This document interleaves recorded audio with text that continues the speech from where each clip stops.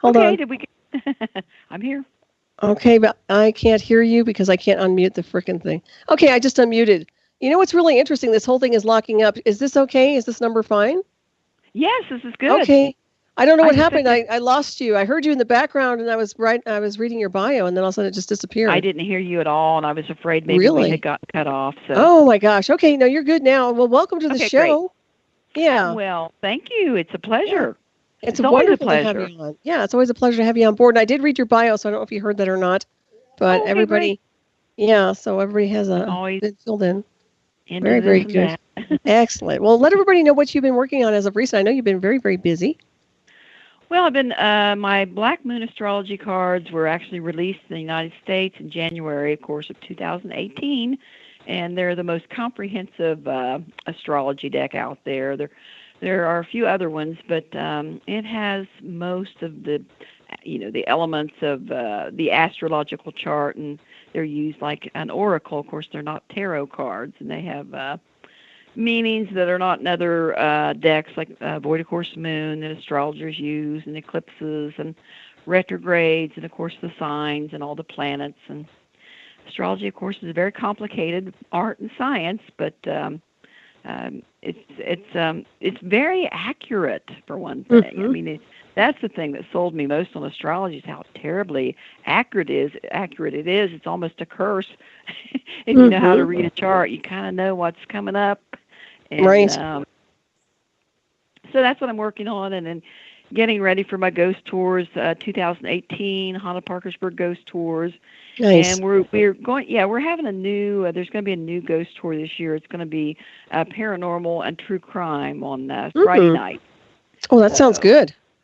We're small, of course, West Virginia city, but we're pretty old. We're like going into our 23rd year.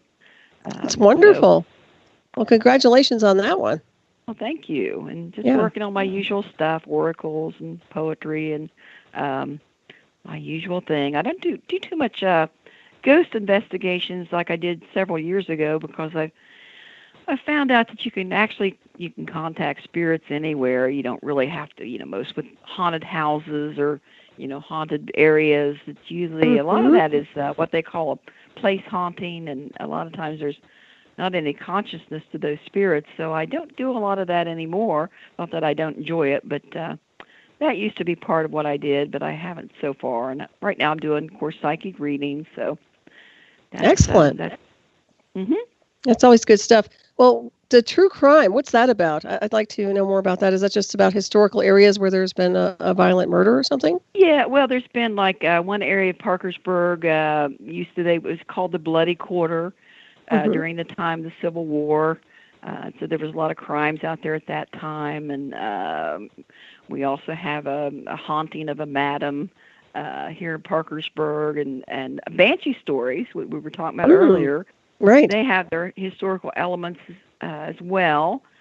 We have one Banshee story from this area of West Virginia, the Banshee of Martown, and then we have another Banshee story from, interesting enough, from the Center Point area, which is a tiny little community in Doddridge County, and that's actually the same area where they had the Mothman sighting by the Partridge family, not the David Partridge family, or that Partridge family.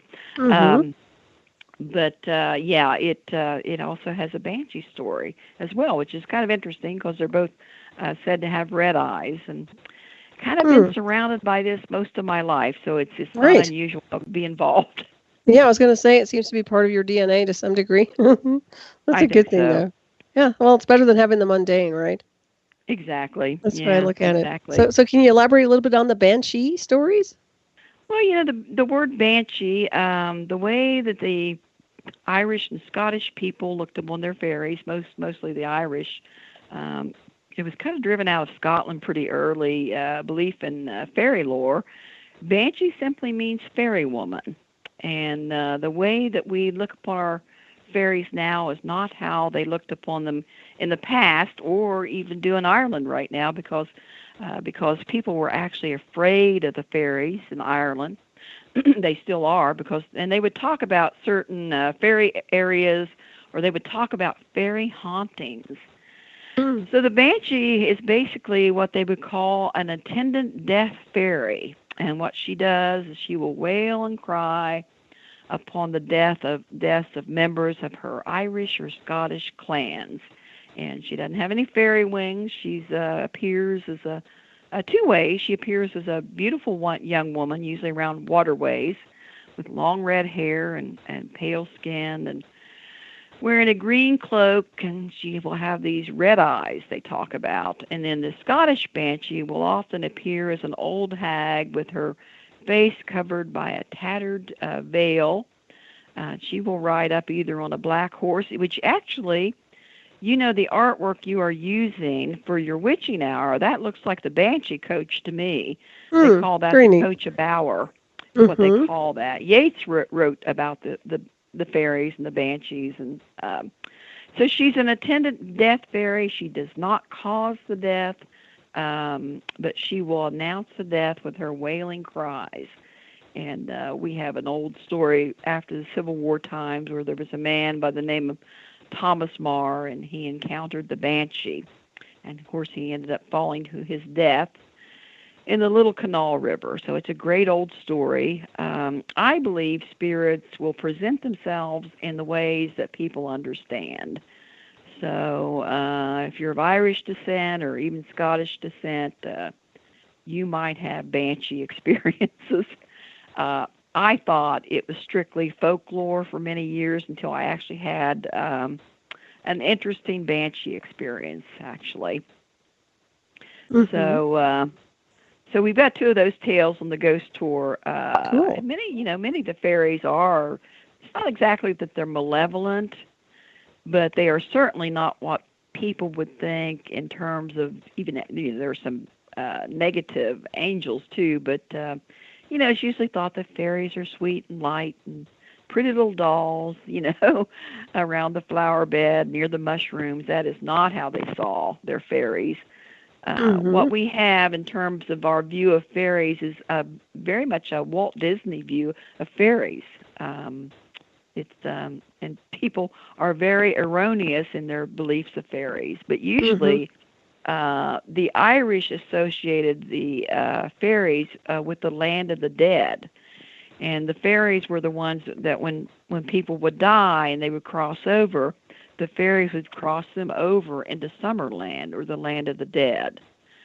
And they also believed, after Catholicism came to Ireland, they believed that the fairies were in between. They weren't of earth, and they weren't really of heaven. They were in the in-between realm, which would be the Catholic view of what's that called? I'm sorry. Well, it'd be like a where do people go? Purgatory? Yeah.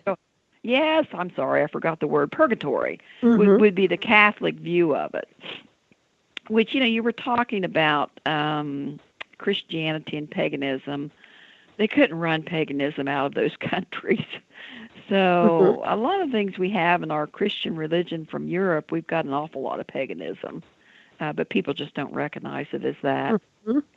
Yeah, that's why I say they're born-again witches. Well, actually, they're closet witches. So exactly. They don't want to hear that, though. I always say it, but I do tell them that they're closet pagans, and they don't realize it.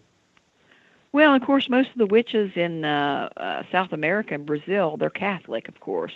Isn't that interesting? Yeah, Marie Laveau, of course, was Catholic. So it's not really contradictory. It's not. No. The interesting thing about Samhain or Halloween or All Saints Day, whatever you want to call it, or All Hallows Eve, and the idea of ghosts coming back at that time is really the Catholic view, more so than the earlier pagan.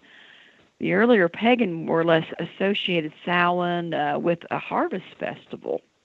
There was some elements of ghosts and spirits, but it kind of was taken from Catholicism, where on one night of the year, souls were allowed to leave purgatory and come visit their relatives on earth, and that was on Halloween night. So you look into that. So I don't have any, I know a lot of people have problems with me, but I don't have any problem with either one. I think they enrich each other in many ways. And some of the more beautiful elements of European Christianity would be, of course, the paganism. That's the more beautiful elements of it. I agree. And there's the mysticism in Christianity, too. So I got a lot of dreams about that. So. Right. Well, I've heard of the Christian witches. I mean, those are the ones, too. There's a lot of that going on. Yeah. They don't like to admit it, but it's true. It's going on. It's a mix. It really is. When you think about it. Well, if it's just some kind of an archetype or an energy, well, how could it be wrong? I just bought some Catholic candles tonight at the Dollar Tree. The holy candles are great. Yeah, I mean, we've used those before too. Yeah, they've got St. Jude and Mary, of course, but they don't have any of the other ones. But I loaded up on those. Oh yeah, they're fantastic. Well, it's the same frequency band, you know. That's what I always tell everybody. It's the same frequency as Isis, the goddess. I mean, absolutely. The divine mother energy is the same frequency. It's the same band of energy. And if they incorporate it on that level of consciousness, then it's really the same stream. It's how you use the energy, and you know this. But exactly. Yeah, it's really it's what they do with what they have, I guess. And one of these days, I think they'll all come up, you know, and transcend that a little bit, hopefully, right? Instead of destroying each other. That would be nice. Well, there's I had a man in tears, a pagan man, the other day. I had a book signing. I told him about a dream I had, and I dreamed. If you want to hear it, I'll do it real quickly. I dreamed I was being driven into the countryside, and I was going to see somebody that I knew. I knew this person, but I couldn't remember who it was. And we pulled up to a beautiful white country house. And I looked inside, and there was Jesus or Christ. And he was painting all of the rooms in this house, this big house. So I went inside, and he was painting the rooms different shades of green. And he said to me in the dream, he said, these rooms are all of the religions of the world. He said, they're very beautiful, but they're just artifice. They're artificial. They're not the real true green. And he took me by the hand, and he took me out to the meadows and the stream, and he pointed, and I could hear the fairies singing, and he pointed at the woods, and he said, that's the true green. That's the true religion. He said, these rooms are very beautiful, and they're like a replica of the true green. That's what he told me in the dream. Wow. That's pretty powerful. And the pagan guy started crying. I told him that. Wow. Because I think it finally made sense to him that they don't really contradict each other. It was a figure, you know, it was a symbolic figure to me.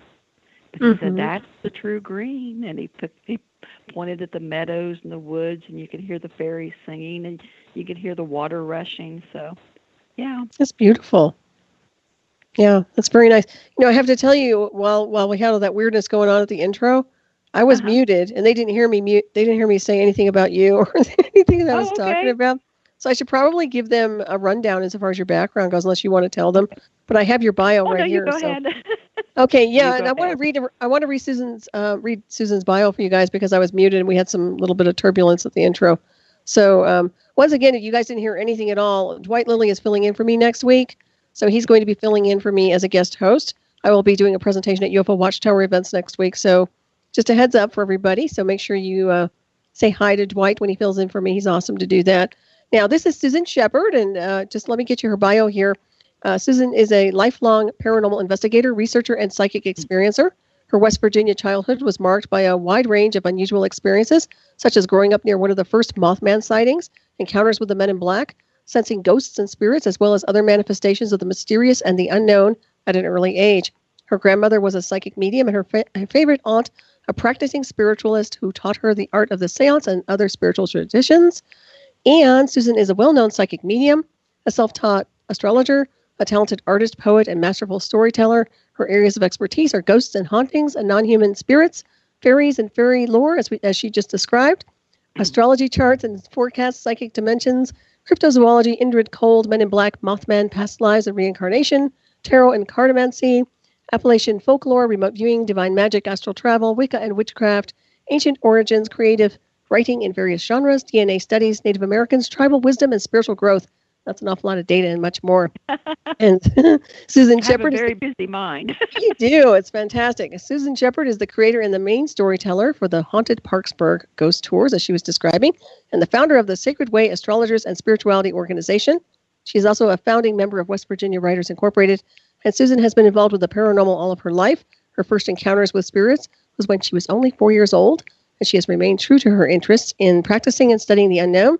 She has appeared on national television shows, movies, and radio broadcasts, and those who visit the ghost tours will find her a masterful storyteller with a deep knowledge of the supernatural and the unseen world, and that is, her website is hauntedparksburgtours.com.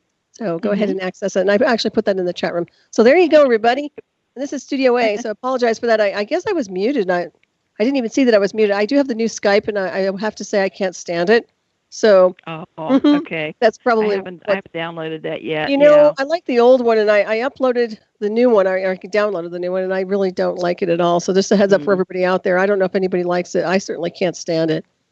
So oh dear, it's a pain in the. Well, of course, Parkersburg, I think we talked about before, is an interesting town.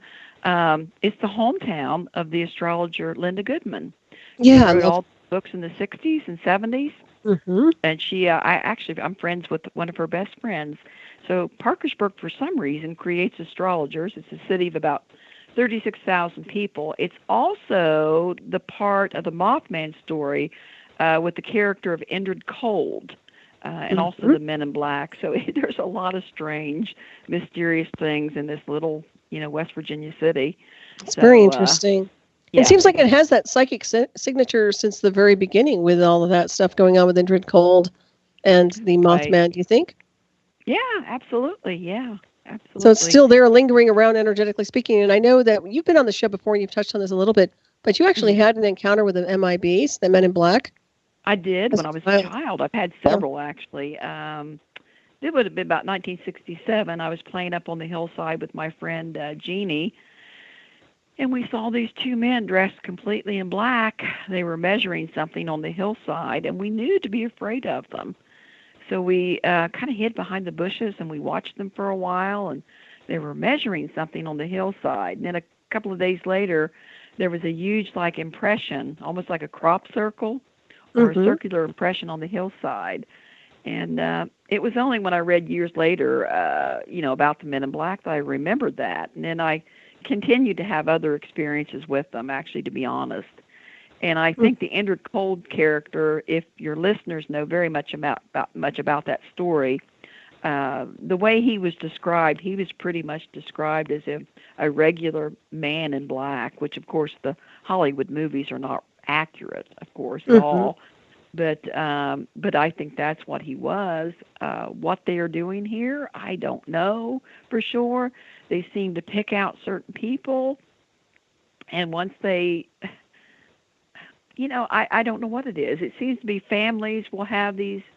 I've had a lot of UFO experiences in my families with uncles and aunts and cousins and my grandfather. It seems that they seem to choose certain people. So I have these abilities, but my relatives also do. I mean, they may not have followed it up in the way that I have, but they've also had a lot of experiences, and maybe it is in the DNA. I don't know. Yeah, I was also going to say, I'm wondering if it's not that we're not related to the Men in Black somehow through genetics. To me, the ones I saw, and this is a little different, had a slightly Asian appearance. The one guy I saw, it was so funny. It was after the Mothman Prophecies movie. He kind of looked like Richard Gere, a young Richard Gere. He had those almond-shaped eyes. He looked like either maybe Eastern European or maybe part Native American, not exactly English or anything like that. So that's what they looked like to me. And there's, I guess, among the Tibetans, there's... they also speak about the Men in Black in their, in some of their lore. And, some of my DNA went back to Tibet is where it went. My Native American DNA traced right back to Tibet. Well, that's cool. So then it makes you wonder, are they gathering? And so many people that have had these experiences, they're not all Native American. They'll be part Native American. Right. Mr. Dernberger was part Native American. The Partridges were part Native American. I am. So are they? Yeah, it's almost like are they our ancestors or are they the future? The future very interesting. I don't know. It's very interesting. Well, it seems to me that there's a bloodline connection or some kind of a DNA connection. Otherwise, they wouldn't be monitoring so closely. And from your experience with these beings or these men in black, they were physical. They weren't like interdimensional. They didn't have an etheric kind of look to them. They seemed more solid. No. Okay. No, except they were solidly dressed in black, and when they spoke, it was nonsense.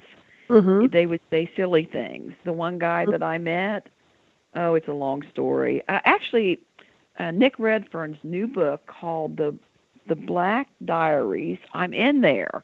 And there's nice. There's like 35 pages. I think it's The Black Diary.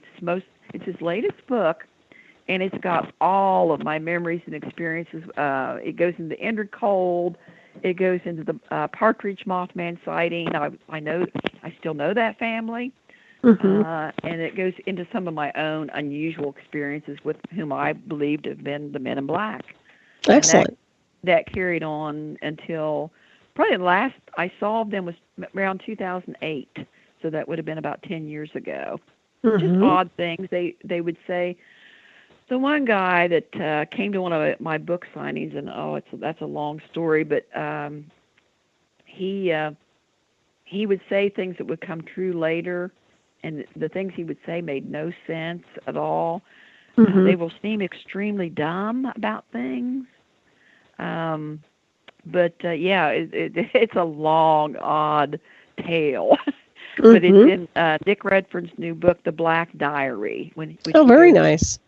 Yeah, that's he goes awesome. into the men in black, the women in black, and then the black-eyed children. I've never seen a black-eyed child myself, but lots of goth people. I've touched on that before. Yeah, I think we've talked about that. Yeah, but very interesting nonetheless. I wouldn't discount those things happening down the road. But yeah, Nick cranks out books. He really does. So I was thinking you probably should have put that into your own book rather than give him the material. But I guess that's okay. Of course, because I'm so exhausted, I thought he wanted my experiences. I met him at the Mothman Festival. He said, "Would you write those down for me?" I thought, I need to write these down because I had interviewed Mr. Partridge that's in Mothman Prophecies. And there's so much more to his story. And he told me stories. He's since passed away. And, of course, I had the Dernberger, the Indrid Cold tapes, which I've listened to maybe 100 times, which was interviews with Mr. Dernberger, after he stopped by Indrid Cold. I hope your audience isn't totally confused by now. But I had so much information, Solaris, I really thought I needed to get it written down. And I didn't feel like I had the energy to do a whole book on my own. Well, that's great. Why. Well, I'm glad he documented it then. But he should give you a percentage of the book. Yeah, absolutely. I mean, that's great. Yes. That's good. Whether anything happened at that time, I believe it did. Lots of things happened. But even if nothing did, it's still a historical event that needs to be documented. I agree. I totally agree.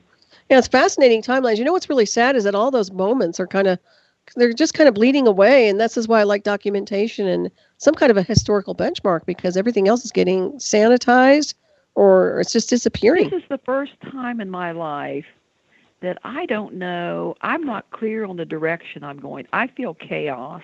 And I don't feel, throughout my life, it's just like, complete this thing, go to this thing, go to this thing.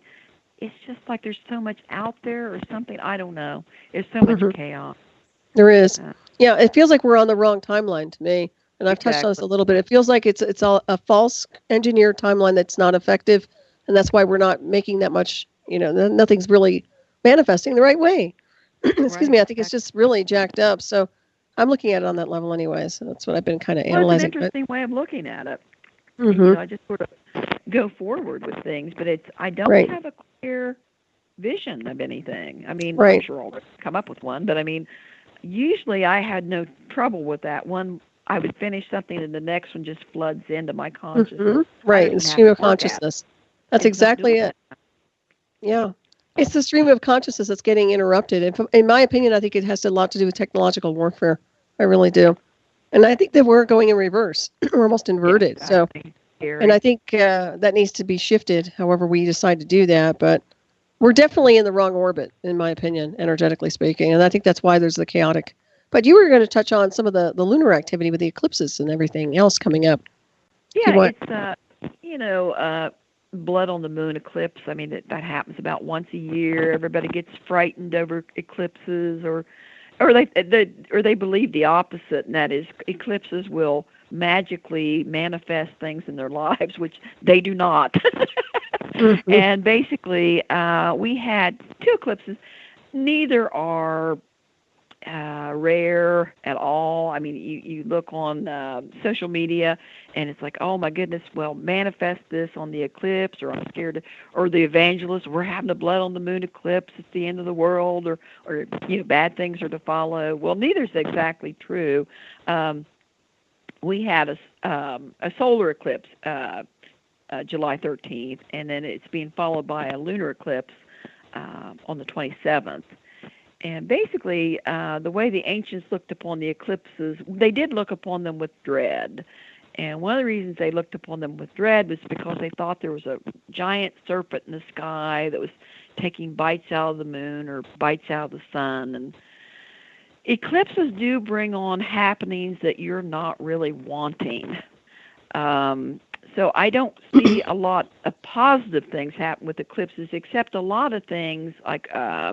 And the only people that really need to be concerned about, or not really concerned, but take note of, is when the eclipse happens on your birthday.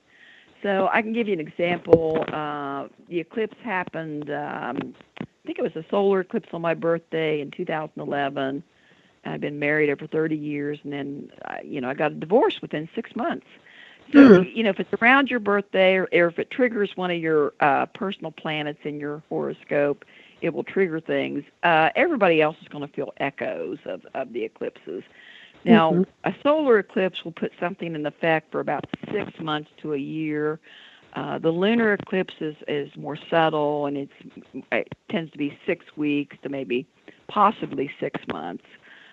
So really, the only people that need to really worry too much about it, and I shouldn't use the word worry, or take note of, that's a better word. The eclipse would be if it happens on your birthday, or the opposite way. And I don't know what the opposite would be. It would be July. It would be January 27th, I guess. So it would be July 27th and like January 27th, or around that time. Mm-hmm. And that's very interesting. The one thing that they seem to be the most worried about is Mars is tied in with this particular eclipse. So they're thinking it might bring some pretty dramatic changes, and it's different for all the signs, but the rest of us, where it's not really happening on our birthday or personal planet like that on the moon, or on your rising sign or all that, you're going to have only subtle effects, and they call it blood on the moon, but the moon is going to turn like a rusty orange color. It does not turn. I mean, every year they go through this, and every year it's just a rusty color. And the only people that tend to, there's surprising things.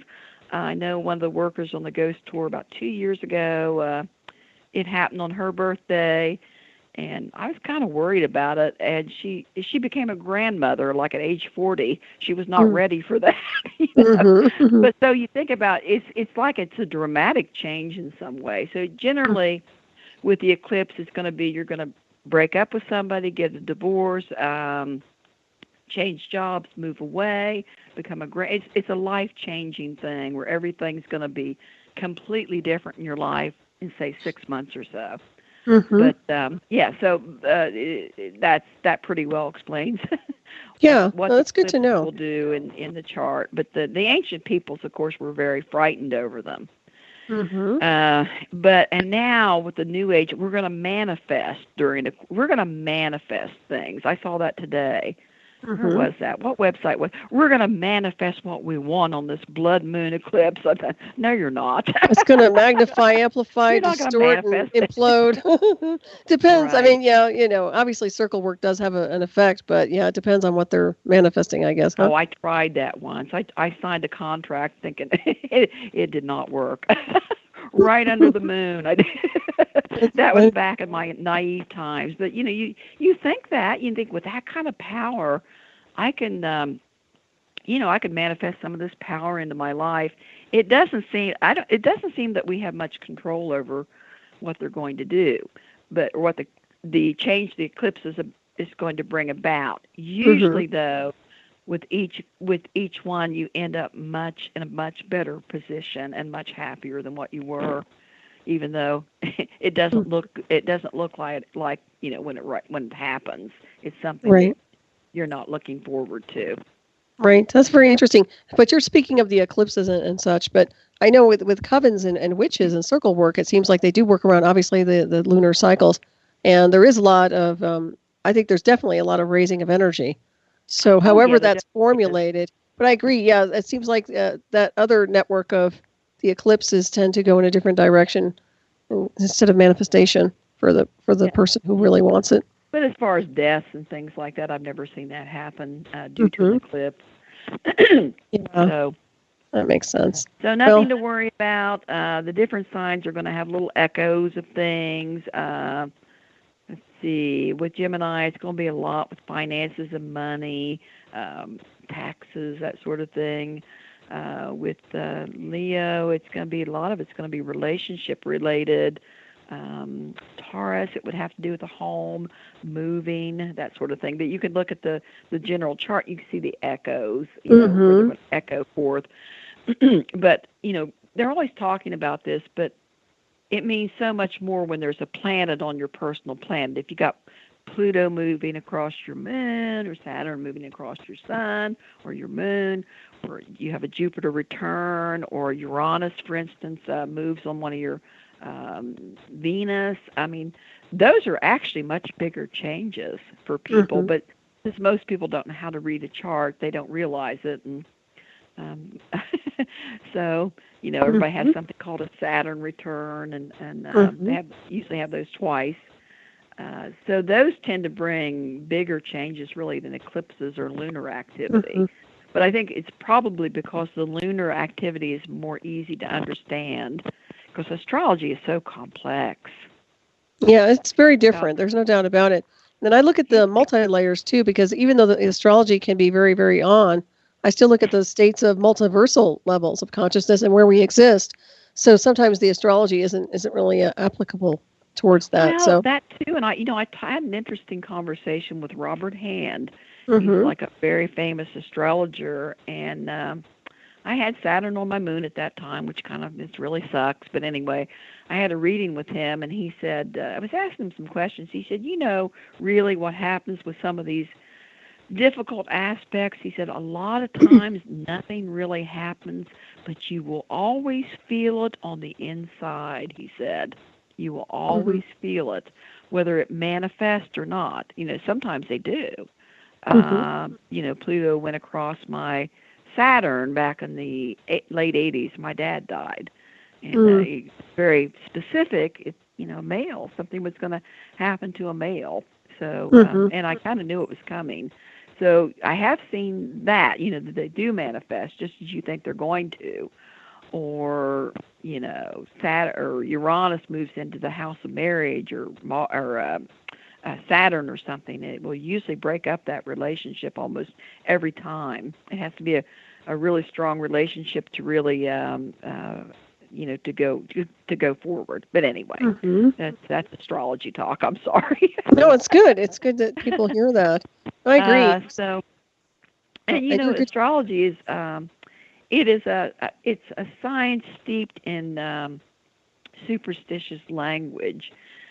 You could do a chart without any of the signs, because really in a person's chart, it's kind of the way the planets cluster, and whatever ones that are rising up over the eastern horizon when you were born, or what's up at the midheaven, you have a planetary type.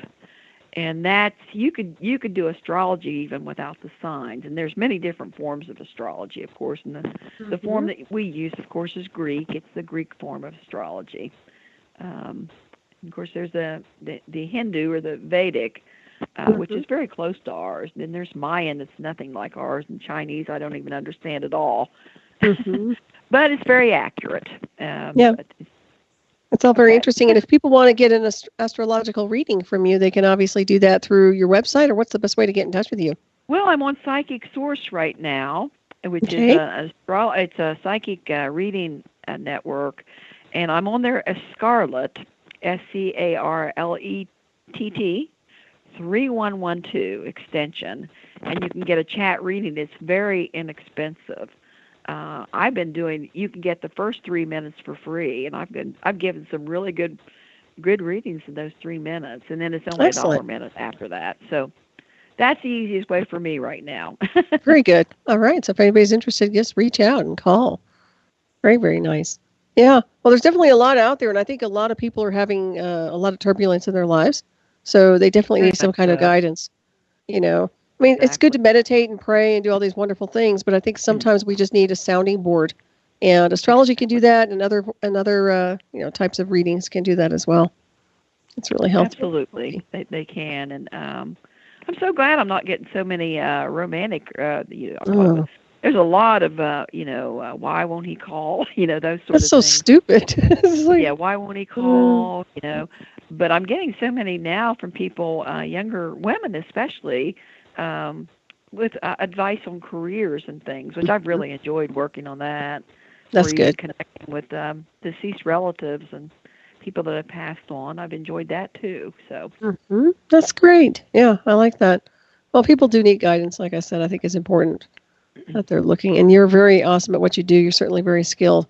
So you'll definitely get some good information. Yeah, definitely. I've been doing it like 40 years. Yeah, it's like the back of your hand. I know. It becomes second nature. We had the family reunion today, and you know what the conversation was? When are we having our next seance? Is that right? Oh, how cool. Hey, tell me about your seance. Tell me about the background with that, with your family and seances. Well, my aunt, it was my aunt through marriage was of pure Scottish origin, and her father was a Mason, and she came from the old spiritualist school, where she and her sister, it was during the Second World War. I mean, a lot of the spiritualism first cropped up during the Civil War. It became very popular in World War I and then also World War II. So they were little girls, or they were pretty small during World War II, and they would make a Ouija board out of the calendar, and they would tip a wine glass or a glass, and they would use that as a planchette. And she also did table tipping. And we would tip tables, and it would be either 1 tap for yes, 2 taps for no, and those tables would hop around the room. It was incredible. We would get them up on one leg. I mean, she was very talented at this. It's amazing. And wow. We had a lot of fun with that, and she was always very interested in anything of a mysterious paranormal nature. She was only my aunt by blood. She was my favorite aunt, my Aunt Catherine. And then my mother was always reading Edgar Cayce books and books about mediums. And so it just was kind of all around me growing up. So I love it. But the spiritualism, she was taught, with and there's even a way with the table, if there's a system you can use with the table tipping or the tapping, or there's an alphabet, but boy, it takes a long time. Like 1 for A, 2 for, you know what I mean? Wow. They would actually, tap out words and things, and it was fun. And she did a little bit of automatic writing, so. Oh, nice. I was under all those influences. Yep, I grew up with that kind of environment myself, so I get it. But not the table tapping. We didn't do that. So that's very interesting. Yeah. So do you think that you were bringing in spirits of your ancestors, or were they just interdimensional type of beings? What kind of? Like it was her. It seemed to be like it was probably her energy. Was it? It was probably, yeah. I think a lot of it was. But the strange thing that happened when we were doing that, I was about 15 or 16. And I decided to take an art class at Salem College, and I was sitting in the library with this boy, and the table raised up on its own and began to tap. It did. Wow. He screamed and ran away and said, "I think there's dead bodies buried in here." He had no idea. that, I've been doing this on weekends at my aunt's house, and the side of the table actually raised up and tapped twice, and the young man screamed and ran away. And That's I wasn't wild. doing it. Oh, my goodness. So you're still up to doing stuff like that, right? I want to, yeah. It was fun, yeah. Oh, I think we should do it again, yeah. Oh, we did it at when we had meetings at the Dill Center here in Parkersburg. We had an office and everything. We're closed now, but yeah, we used to do that. It was really fun.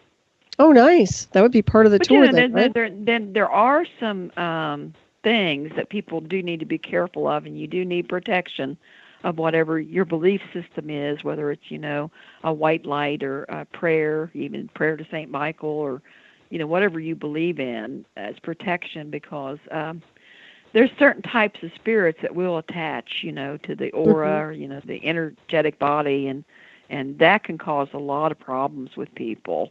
I have lots. One of them would be alcoholism, and for some reason, I don't know why, but I think the Buddhists call those hungry ghosts or pretas. They will attach to the energy body of the person, and the person will start. I have seen this so many times, just to be honest. I need to really research this. First I'd ever heard of it, I was out in South Dakota talking to a medicine man, and he was so against alcohol and drinking and the dangers of doing spiritual things and then having a cash bar or alcohol served. You realize this happens? I saw a ghost hunt one night. It was a spirits and spirits ghost hunt. They were serving alcohol. You know how dangerous that is? It's very dangerous to do that. So because, the person opens up and attach, whereas normally with a healthy person, a lot of times they're not able to do that. But there's dangers in that, though. Oh, yeah. That's asking for trouble. There's no doubt about that one. Yeah, I see that more and more, actually, and with any type of addiction, whether it's drugs or alcohol. Anything that opens up the aura puts a hole in it. Yeah. Yeah, and I watched some shows recently on exorcism. I don't know why, I've just gotten bored. And, I'm strangely enough, I just wonder if some mild electrical shock would do anything in that. I know that sounds a little crazy, but, it just needs knocked out of them in some way. Well, the sanitarium, I think, used to do that. They used to give them electroshock therapy. Well, that, but for insanity. But it used to be. Like out of one flew over the cuckoo. I mean, I just thought it. I just wonder, because with the, when people get fully possessed, it isn't in movies, but it can take them months or years to do an exorcism. It's like an ongoing thing. And some people actually die. I mean, they actually die. Well, and another thing is, I think we've talked about it, but my background in the covert technology is that they can do electronic possession, and that can mimic a real possession, but that's all electronic signals. It's all brain hacking, and that like what you're saying, probably a really harsh shock to the system would probably bust it up.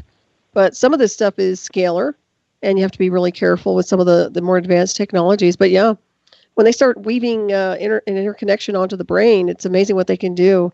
So whether it's a spirit or the technological, the manufactured ghost, which is even more dangerous if you ask me. And the Vatican is well informed on that one. They know all about the electronic possession. As a matter of fact, I think they're deploying it so they can make it look like they're coming in as saviors to help the people that are so-called possessed when they're technologically being assaulted. So that's my take on it anyway from my research. One time, this is very strange, and I was naive. The White House called me one time. I kid you not. President Bush was the second President Bush was coming to Parkersburg, and I was coming home late, and my husband at the time was on the phone. He was waving at me, and I get inside, and he said, "It's the White House, and it's for you." I kid you not. Nuts. Wow! It was President Bush's speechwriter, and he wanted to know if I had any interesting stories about Parkersburg. So I rattled them off. He didn't sound very interested in anything I said, and then he kind of hung up. I thought, that's wild. I still have the tape where they called on the answering machine. Wow. Then later I heard that they monitor psychics. Yeah, they do. They know to be psychic. Yeah, for sci-fi. Well, they like to induct or recruit. Yeah, absolutely. So I'm surprised they didn't. That's as far as it went, but just a strange thing. So yeah. What year was that? That was a while back then. Yeah, it was a while back. Yeah, I was married at the time, and yeah, probably 15 years ago. I can't remember. I was going to say, because I was pulled in. Yeah, I was pulled into that 20. warfare program. Yeah, when Bush was around, it was in 2004. That was the administration that actually signed off on some of the stuff they did to me. Even though high-profile musicians were involved, they had DC involved too. Yep, they were well informed about that. It's very interesting. Well, you know what? I'm a naive Appalachian hillbilly. So one woman said, "They're following you around." I said, "They must be bored if they're following me around." But then I went to something, and they started talking about how, and I'm very good at remote viewing. I'm very good at that. And, they were talking about how psychics and people with remote viewing abilities they knew who they were, and they were watching them, but I didn't have any other contact ever again. But interesting.